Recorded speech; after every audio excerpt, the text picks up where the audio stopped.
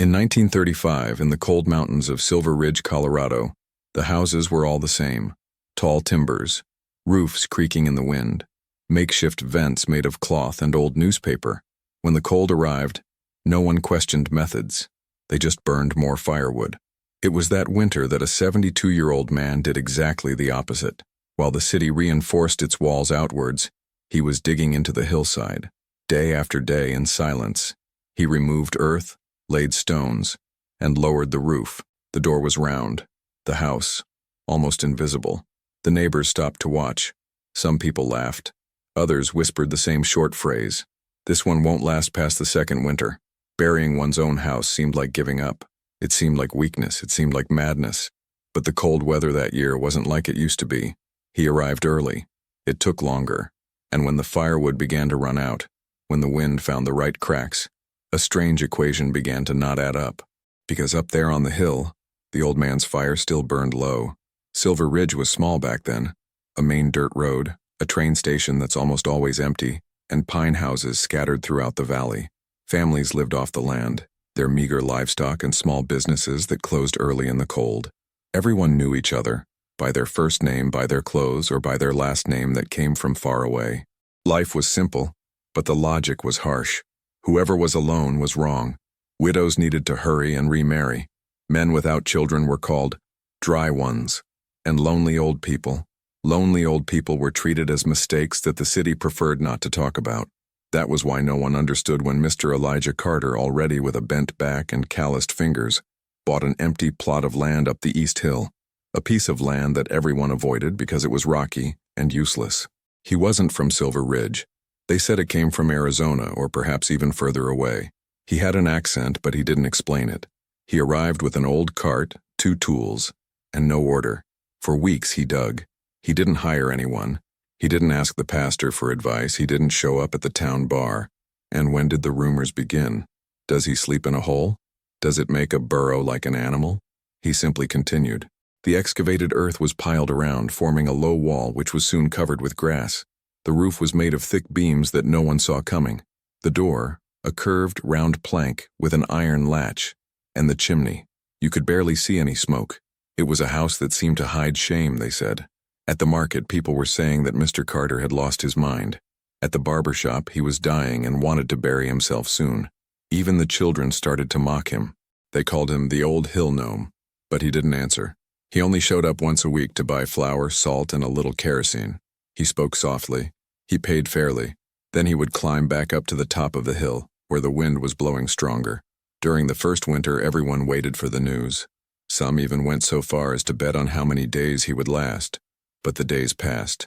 The fire continued to burn. Nobody went up to see it up close.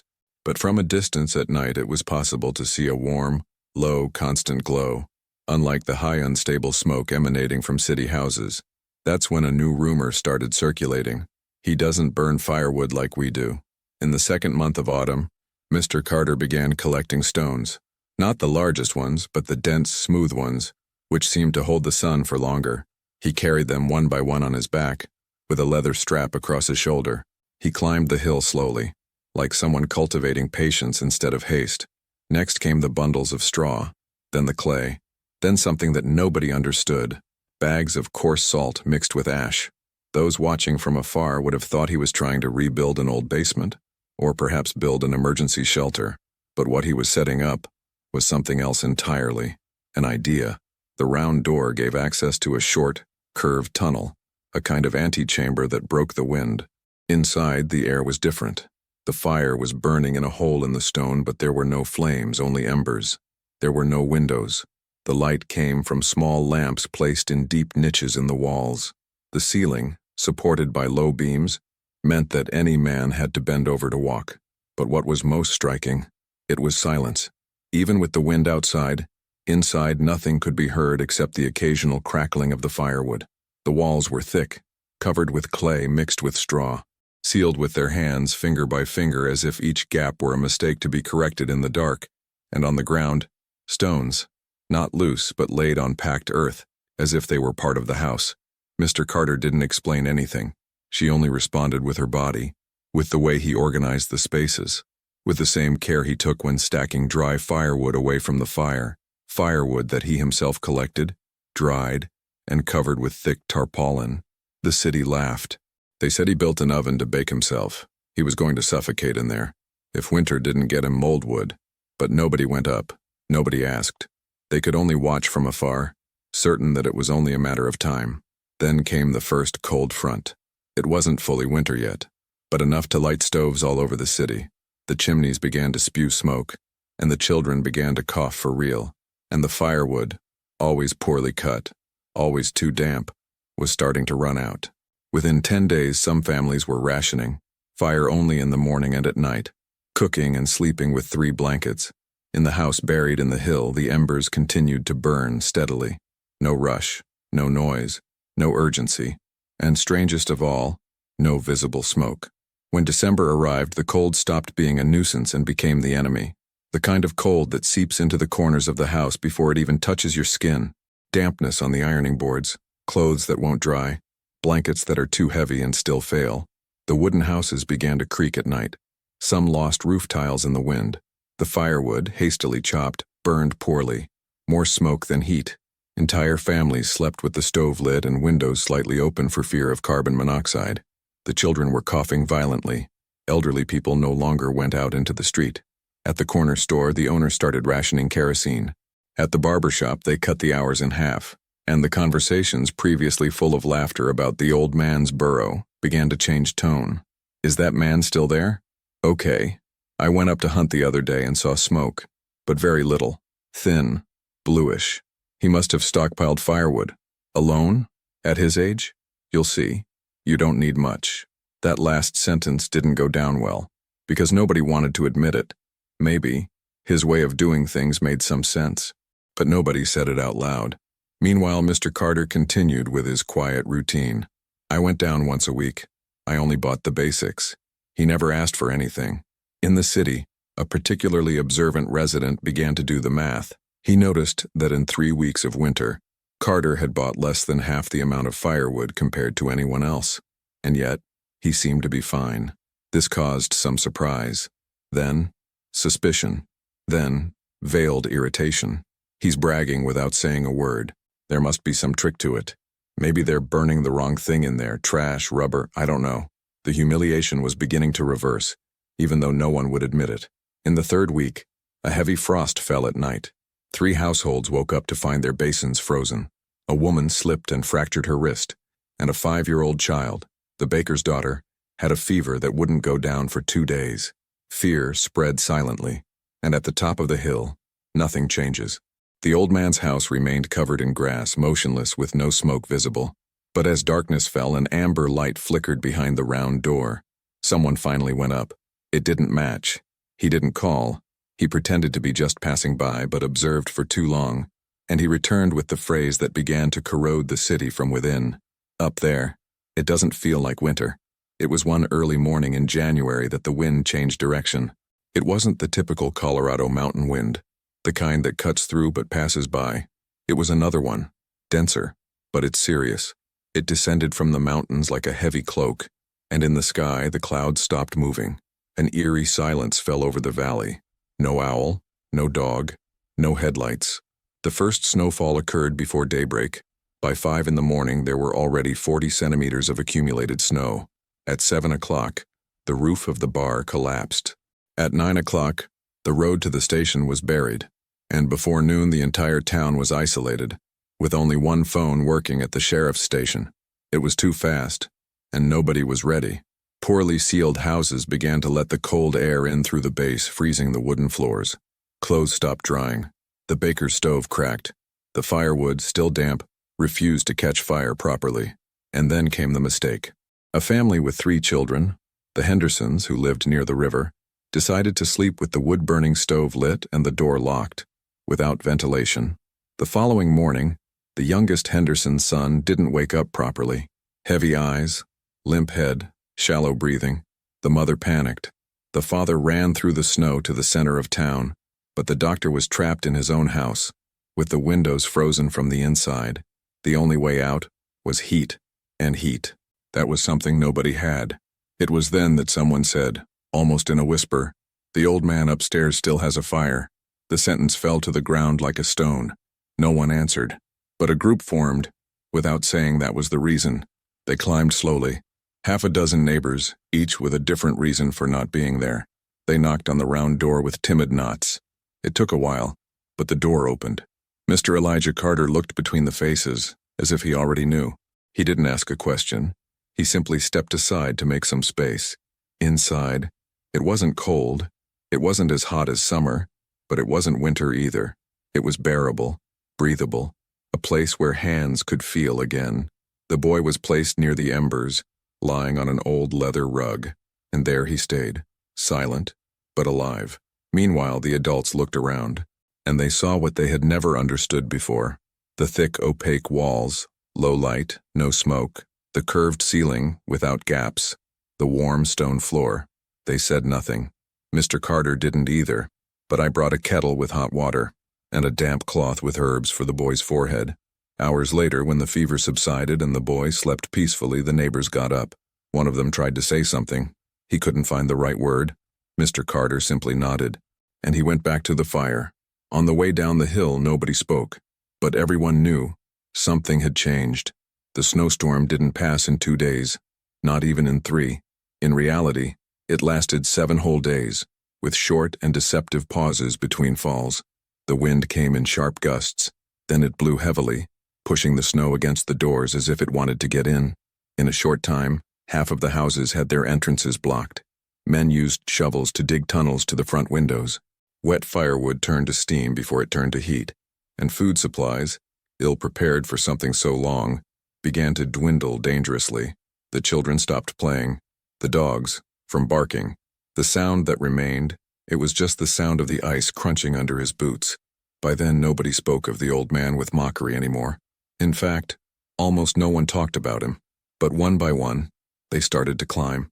First came the Henderson family, with the children wrapped in blankets asking for shelter for another night. Then came the Castillo brothers, whose bedroom window was broken by a pine branch. Then another one, and another, and one more. By the time the 4th day arrived, almost a dozen people were already inside. There were no beds. There were no mattresses. But there was the essential: heat, hot water, silence. Mr. Carter did not deny it, but she didn't smile either. It indicated corners. He distributed cloths. He offered tea made from roots. The cabin, small on the outside, seemed elastic on the inside. Everyone was carefully settling in. Nobody demanded comfort.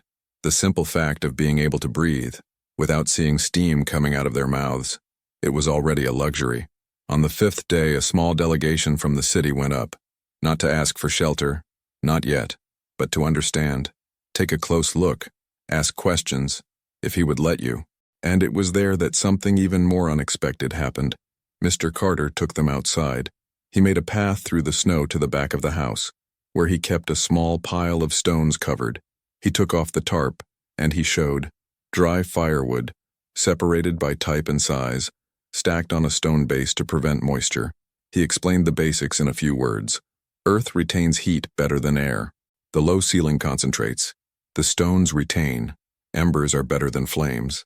And silence helps to realize what is wrong. He didn't speak like a master. He spoke as if repeating something he understood a long time ago. That night, 3 more families went upstairs, and for the first time, someone brought something in return: dry bread, boiled beans, a pot of fat. It wasn't requested, but he was respected. When the snow stopped on the 8th day, half the city had passed by the buried cabin at some point. Some stayed for hours. Others slept for 2 or 3 nights. They all left in silence. When the snow stopped, Silver Ridge looked like a different place, no longer cold, but exhausted. Broken branches covered the rooftops. The streets became narrow corridors between walls of ice, and each house had, on its door, the trace of someone who had climbed the hill, but nobody talked about it. Because admitting that they depended on the old man, it was accepting that they mocked him out of ignorance. Gradually, each family returned to their routine, but something had gone wrong. In the market, nobody laughed anymore when they heard "buried house." At the bar, the jokes about Old Mole stopped, and the children, who previously imitated gnomes to mock them, now fell silent as they passed by the hill. Mr. Carter did not change his pace. The following week he went down to the city as usual. He went into the grocery store, he bought salt, flour, and soap. He paid in silence, and it went up again. But something was different. The shop owner tried to offer hot coffee, something he had never done before, and the butcher, seeing him pass by, took off his hat. There were no words, there were no excuses, but there was a gesture, and that, for someone like Carter, was enough. Days later, 3 men, the same ones who had bet that he wouldn't survive the first winter, appeared at the base of the hill, observing the construction. They didn't go up, they didn't call, but they stared for too long. When they got off the bus, they went straight to a lumber mill, and they began to dig. Not in the same way, not with the same precision, but they weren't laughing anymore. They no longer copied. They learned in silence. Another neighbor with 2 small children began piling up stones in the corner of his yard. He didn't explain it to his wife, not even for the neighbors, but everyone knew where the idea came from. By the end of that month, 7 houses had begun discreet renovations. More mud, less window, lower roofs, reinforced doors, and in each of them, an almost invisible change. The old man who was previously ignored. Now he was being observed. Mr. Carter never changed his expression. He never sought approval. He never complained. He just kept going. In the following cold spell, 3 houses didn't need as much firewood. The winter after that, 5 others were already using embers instead of flames, and another one, higher up the hill, began to be built with a round door by a young boy who never spoke to Mr. Carter, but I saw him pass by every week. In the following years, Carter's name appeared less and less in conversations, but its presence never ceased to exist. He continued living on the hill. I rarely went out.